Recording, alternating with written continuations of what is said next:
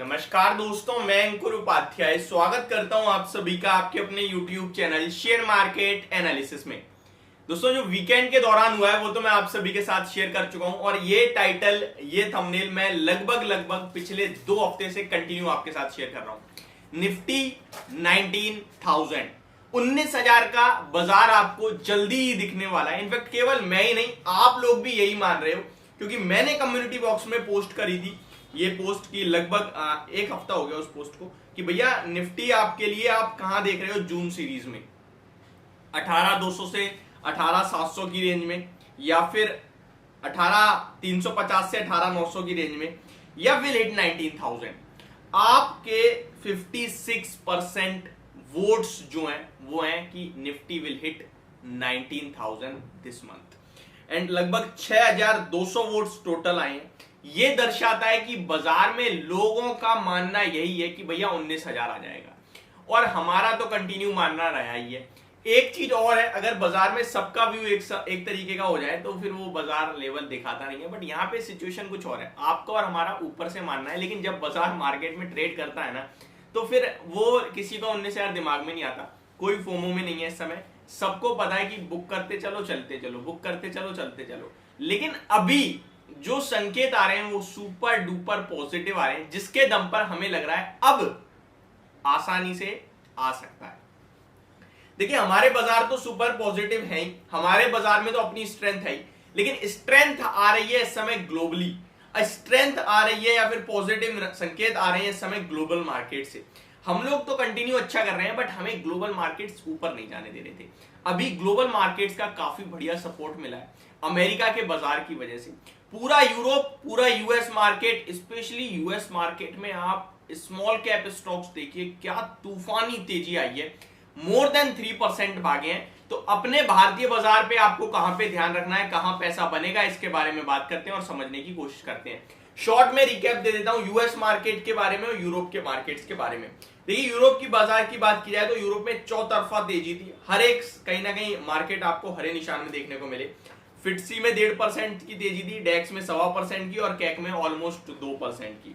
अगर अमेरिका के बाजार की बात करें तो डाउ जोन्स 2% से ज्यादा तेजी में था, नेस्डेक इंडेक्स 1% से ज्यादा की तेजी में था, S&P 500 1.5% ऊपर था, और रसल 2000 में तो 3.5% की भयंकर वाली तेजी देखने को मिली। और यही एक सबसे बड़ा रीजन है जो मैं आपके साथ कह रहा हूं कि स्मॉल कैप स्टॉक्स को देखिए क्या तूफानी तेजी है। पहले आपको बताना चाहूंगा, SGX निफ्टी 88 पॉइंट्स ऊपर बंद हुआ है, लेकिन 88 पॉइंट्स तो आपको दिख रहा है। अगर आप लेवल के हिसाब से देखोगे तो 18,717 और हमारा लेवल है 18,534, यानी ऑलमोस्ट 200 पॉइंट्स ऊपर आपके लिए इस समय SGX निफ्टी दिख रहा है निफ्टी के मुकाबले। तो कल एक गैप अप ओपनिंग हो सकती है, उसके बाद बाजार किधर जाएगा ये सबसे इंपॉर्टेंट है। देखिए, ये इंपॉर्टेंट इसलिए है क्योंकि ग्लोबल मार्केट्स में जब तेजी नहीं हो रही है तो FIIs खरीद रहे हैं, और ग्लोबल मार्केट्स में जैसे मूव आ रहा है ना, FIIs बिकवाली कर रहे हैं। ये थोड़ा सा एक चिंता वाला विषय है। अगर मैं आपके साथ 2 जून का FIIs का डाटा शेयर करूंगा, DIIs का, तो FIIs कैश मार्केट में 658 करोड़ की सेलिंग करके गए हैं, DIIs 581 करोड़ की सेलिंग बाइंग करके गए हैं, और फ्यूचर्स में FIIs ने 3,000 करोड़ की बाइंग करी है। ये अच्छी चीज है। एक और बात बताना चाहूंगा मैं आपको, जो हमें ध्यान में रखनी चाहिए कि हम ग्लोबल मार्केट्स को देखकर उतना ज्यादा पॉजिटिव भी नहीं हो सकते हैं, क्योंकि जब वो गिर रहे थे हम गिरे ही नहीं थे। तो SGX निफ्टी को देखते हुए ऐसा लगता है कि 80 से 150 पॉइंट्स के बीच में तेजी बन सकती है और बननी चाहिए। अगर कल डाउ फ्यूचर्स और नेस्डेक फ्यूचर्स कुछ गलत नहीं करते हैं तो ये तेजी मुझे लगता है बननी चाहिए, और आपके लिए बाजार आगे 19,000 की तरफ जाना चाहिए।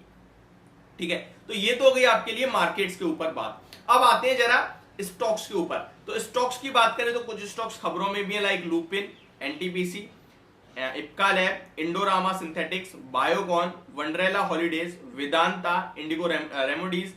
तो ये कुछ स्टॉक्स है जो खबरों में है। बाकी मैं इनके डिटेल वीडियो बनाऊंगा तो आपके साथ शेयर भी करूंगा कि क्या क्या न्यूज है।